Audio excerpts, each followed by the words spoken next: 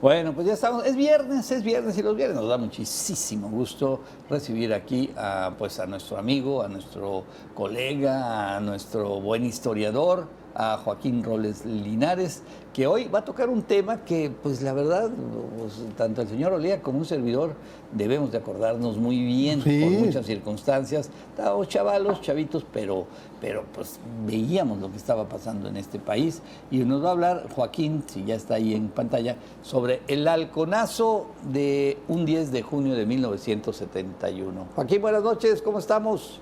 Muy buenas noches, muy contento de estar otra vez con ustedes, con el público fiel de entre todos.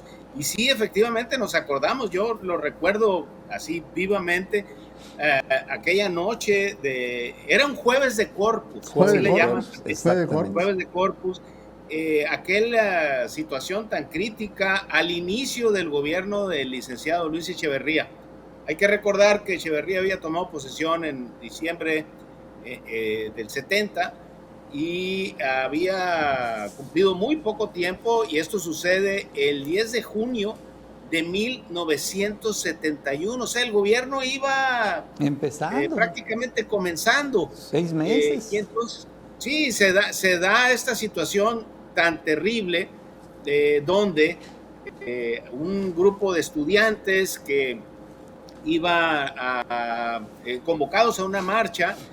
Hay que recordar un poco los antecedentes o el contexto, tanto nacional como internacional. Había pasado el conflicto del 68, Sí, las sí, sí. Olimpiadas, había terminado el sexenio de Díaz Ordaz con una crítica muy intensa, con un informe, si ustedes se acuerdan de él, hasta cierto punto dramático, donde él asume la responsabilidad de la matanza del 68.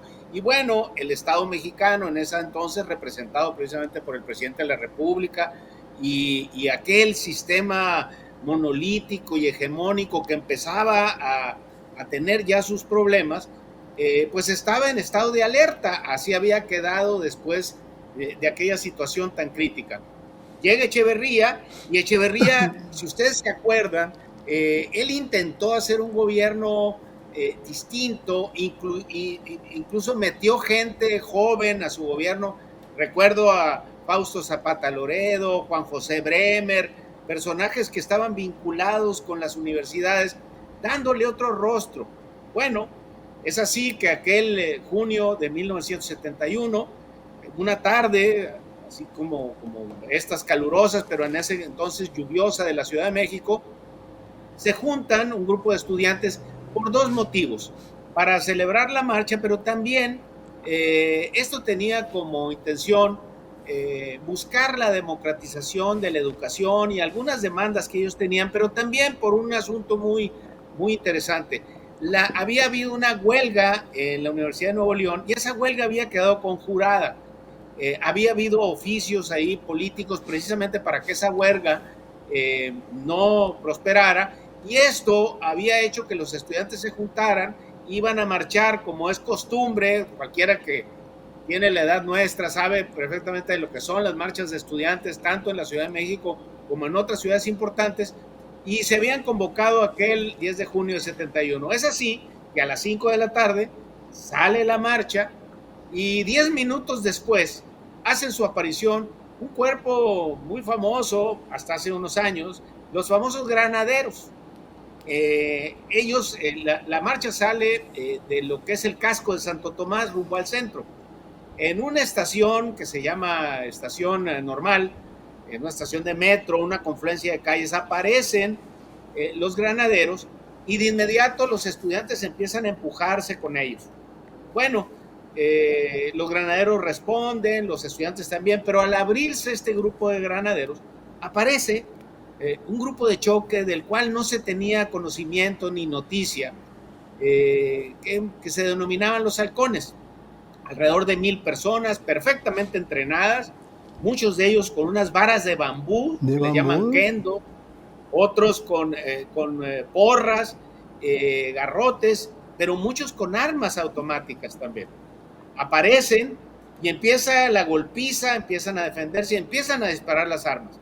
Aquello pues termina en un mare magnum, un corredero. Algunos se intentan defender, hay una corretiza que se da a ciertos grupos de estudiantes, empiezan a caer tanto heridos como muertos, y entonces pues se hace una cosa que no se sabía, no tenía ni pies ni cabeza qué había pasado, nada más que a diferencia del 68, esta marcha, y eso es algo que me llama mucho la atención, sí estaba cubierta por muchos periodistas gráficos.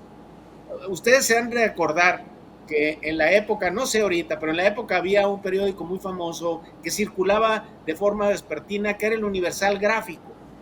Sí, sí. Y los vespertinos. Otros vespertinos que salían por la tarde. Para las 7, 8 de la noche, ya las fotos de estos hechos ya habían cundido y estaban en las salas de redacción y empezaba todo el mundo a preguntarse, bueno, pues, ¿qué pasó, no? Obviamente el gobierno inmediatamente lo empezó a negar. Martínez Domínguez, que era entonces el jefe del departamento del Distrito Federal, un hombre con una trayectoria amplísima, senador, diputado, presidente del PRI, líder de la FESTESE, un hombre así producto 100% del sistema, y el jefe de la policía capitalina, que recuerden ustedes que el jefe de la policía no lo nombraba el jefe del departamento del Distrito Federal, tenía mando el presidente de la República sobre el jefe de la policía hasta hace unos años, no hace mucho tiempo. Bueno, el jefe de la policía, el general Flores Curiel, inmediatamente empiezan a negar los hechos. Sin embargo, ante las evidencias periodísticas y gráficas de tantos fotógrafos, de inmediato se dan cuenta que no se podía negar. Sin embargo, el presidente Echeverría, que vivía en un estado de paranoia bastante crítico y evidente, manda a rodear el Palacio Nacional con las fuerzas militares y en la noche asume que algo había pasado y que tanto el jefe del departamento como el jefe de la policía iban a dar la información de lo que había sucedido. Inmediatamente después desconocen al grupo paramilitar, que ellos no tenían conocimiento, y empiezan a tirarse la bolita. Sin embargo, al más fiel y puro estilo de Echeverría y de la época, los obliga a renunciar. En este caso, Alfonso Martínez Domínguez, que en esas tempranas épocas del sexenio, pues ya tenía o ya lo habían visto muchos como un sucesor natural en la próxima contienda por la presidencia, lo obligan a renunciar, igual que al general Flores Curiel. Y no nomás los renuncia Echeverría, sino simple y sencillamente les echa prácticamente toda la culpa de lo que había sucedido. Asumen que algo había pasado y al estilo de la época, pues que se van a hacer las investigaciones, que a final de cuentas las investigaciones pues nunca arrojaron absolutamente nada. Este hecho cimbró al gobierno de Echeverría y de inicio rompió ese precario diálogo que existía entre los estudiantes y entre algunos grupos del gobierno de la época. Recuerdo a uno, que ustedes a lo mejor también recuerdan, Jorge de la Vega Domínguez, porque claro, en esa época era un hombre joven y tenía como encomienda tener lazos con los estudiantes y acercarnos al gobierno. A otros personajes como Carlos Fuentes, que era embajador de México en París y que se había acercado también al presidente Echeverría, pues empezaron a entrar en contacto, pero también en conflicto por lo que había sucedido. Esto arrojó como saldo, en primer lugar, el rompimiento total del diálogo entre aquellos grupos estudiantiles y la presidencia, pero algo más grave, y creo que fue a final de cuentas lo más dramático y lo más costoso para el país. Alejó de inmediato el arreglo institucional y la inclusión de aquellos grupos por las vías democráticas. ¿Por qué? Porque estos grupos estudiantiles, lo único que pasó o que arrojó toda esta represión es que al no tener posibilidades de expresarse democráticamente, se unieron a grupos guerrilleros urbanos. Ya existían, y existían también los grupos guerrilleros en distintos estados del país, pero los urbanos cundieron a raíz de esto. Los estudiantes, muchos de ellos se integraron a estos grupos urbanos, y como ustedes recordarán, ya en la campaña siguiente, un grupo guerrillero urbano incluso atentó o quiso secuestrar a la madre del candidato, o era presidente electo, ya no recuerdo bien, Margarita López Portillo. Esa es la hermana. Era la hermana. Y doña Cuqui, y además... doña Cuquita. y venía doña Cuquita, creo que también en el carro, pero el caso es que hubo un acercamiento muy temerario entre la familia del presidente, y esto los analistas lo ubican precisamente por este tipo de factores, donde el presidente Echeverría no pudo controlar la situación, vinieron las fuerzas represivas y provocaron este conflicto. Quisiera recordar, para finalizar, que en esta marcha murió un sonorense, hermano de Leonel Argüelles Méndez, que después fue presidente municipal de Chojoa, dirigente cenecista, diputado. Un hombre con una gran... Su hermano, así es, su hermano Raúl Argüelles Méndez muere desafortunadamente en este conflicto estudiantil y las fuerzas, aquellas paramilitares que sofocaron este conflicto. Ese 10 de junio de 71 se le conoció como el Halconazo, también como la matanza del Jueves de Corpus. La gente que falleció es muy variable. Hay gente que habla de unas decenas, hay gente que habla de 120, o incluso hay otros que dicen que hasta más de 200. Detrás de este grupo había un personaje también muy interesante y así un arquetipo de los militares de aquella época, era el coronel Manuel Díaz Escobar. Manuel Díaz Escobar estaba a cargo del Batallón Olimpia y fue de los primeros militares que fueron entrenados en Estados Unidos precisamente en labores de contrainsurgencia. Manuel Díaz Escobar incluso estuvo aquí en Sonora, pero también... Ya como general encargado de la cuarta zona. Ya como general, sí, y estuvo a su cargo estos grupos como los halcones. Hay una anécdota de Díaz Escobar, o algo que leí recientemente, e incluso él después de este evento fue comisionado a la embajada en Chile, y en Chile se queda mucho tiempo porque llega a colaborar con el gobierno después de que incluso el rompimiento de relaciones con México, él colabora con Augusto Pinochet y en fin aquel régimen muy severo que existió en Chile. Esto sucedió aquel 10 de junio de 71 y cimbró el momento y la época de una forma dramática, precisamente por lo que había sucedido, porque todo el mundo pensaba que el 68 simple y sencillamente había quedado concluido, y no fue así. Oye, sobre el caso del Halconazo, hubo una película que después la misma izquierda la congeló porque era una parodia, ¿no?, de la izquierda, que fue El Bulto, de Gabriel Retes. El Bulto, así es, mira, hay dos películas, una, la del Bulto, de Gabriel Retes, que inicia la película, si ustedes se acuerdan, cuando un reportero, un asistente a la marcha le dan un garrotazo. No, sí era reportero, pero era de izquierda, ¿no? Era de izquierda y entonces andaba. Entonces al amigo le dan un garrotazo y queda en coma 20 años y cuando vuelve otra vez de ese coma, pues México había cambiado, en fin, muchas cosas, y todos los que andaban con él ya estaban en el gobierno. En el gobierno, todo. Pero también hay otra, y ustedes la han de haber visto recientemente, Roma. En Roma sale un personaje muy parecido a Díaz Escobar y salen los entrenamientos de los halcones, no sé si se acuerdan.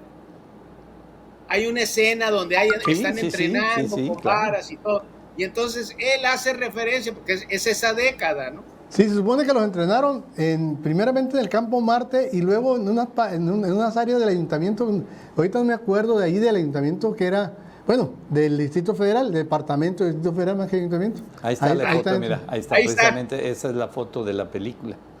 Oye, así esa es la escena. Hubo otra película, Joaquín, que yo nomás la pongo ahí, que a mí me encantó porque se me hizo muy, muy fiel, que es Rojo Amanecer, que es el tema del 68 también, y muy, muy bien lograda, que también la tuvieron congelada durante algunos años bastantes. Oye, nada más. Pero al Bulto la congeló la izquierda, el Bulto no lo congeló el gobierno. No sé. Porque se reía de la... Sí, con Héctor Bonilla. Era una parodia. Con Héctor Bonilla y María Rojo, muy buena. Y esa película de Rojo Amanecer, recuerdo muy bien que recrea los anuncios del radio. Ándale. Oye, nomás. Bueno. Y lo que sí tenemos que identificar, digo, para la gente que nos ve, o los jóvenes que nos pueden ver, es para esa fecha, obviamente, no había redes sociales, no había para grabar televisión y eso era muy poco y todo. Y sin embargo se sabían las cosas, se filtraban Sí. y había algunos medios de comunicación, la televisión no pasaba absolutamente nada, la radio no pasaba absolutamente nada y eran algunos periódicos y algunas revistas, entre ellas una que se llamaba ¿Por qué? ¿Por Así qué? se Así llamaba. es. ¿Por qué? Que Sí. era Sí. tener una por qué en tu casa era hasta de alto riesgo. Era clandestino. Yo me acuerdo que así, que llegaba y tu papá o tu... ¿Qué es eso? ¿Qué hace esa revista aquí? Échala para afuera, ¿no? Es cierto. Sí, recuerdo esa revista, porque creo que incluso el director se tuvo que exiliar en Cuba un tiempo. Era una revista prácticamente de culto porque la manejaban así. E incluso no sé si ustedes se acuerdan, había kioscos de periódicos. Sí, Y claro. aquí había uno cerca del correo, donde estaba el famoso Tabito, el que daba Sí, los el periódicos. Tabito, y el todo. Tabito. Y esas revistas las Ahí está, escondían mira. adentro de los periódicos para dártelas. Sí, sí. Ahí está, mira, ¿por qué? Sí. El territorio. Muy- nomás muy dura, para- muy dura la no, revista es esa. que era, yo creo que de las pocas Así que es. realmente exhibían lo que estaba sucediendo. Oye, Joaquín, pues, qué buenos recuerdos, ¿no? O sea, y Así es. la historia, pues, ya nos ha tocado vivirla también. No, sí, definitivamente. Y algo que quisiera destacar, fíjate, algo que me deja, además de todo lo que sucedió, la importancia del reportero gráfico. Bien dices tú que no no había redes sociales, nada, pero una foto circulaba No, y no hombre. necesitaba traer texto. O Sí. sea, fue Con eso lo demoledora para el régimen. Es cierto, es cierto. Joaquín, pues muchísimas gracias, que tengas un excelente fin de semana, que pases un feliz Día del Padre ahí rodeado Igualmente. de toda la familia. Igualmente. ¿El editorial domingo? El domingo mi columna Septentrión en la página central del Imparcial. Ahí los espero para que puedan Un avance leerme y estar de qué trata un avance. de la desaparición de la Corte. Ah, órale, pues, muy bien. Gracias, Joaquín. Buenas noches. No, gracias a ustedes. Gracias ahí el doctor Joaquín Robles Linares, nuestro historiador, nuestro amigo, y con un tema muy, muy auténtico y muy de poco tiempo. Bueno, poco es un decir.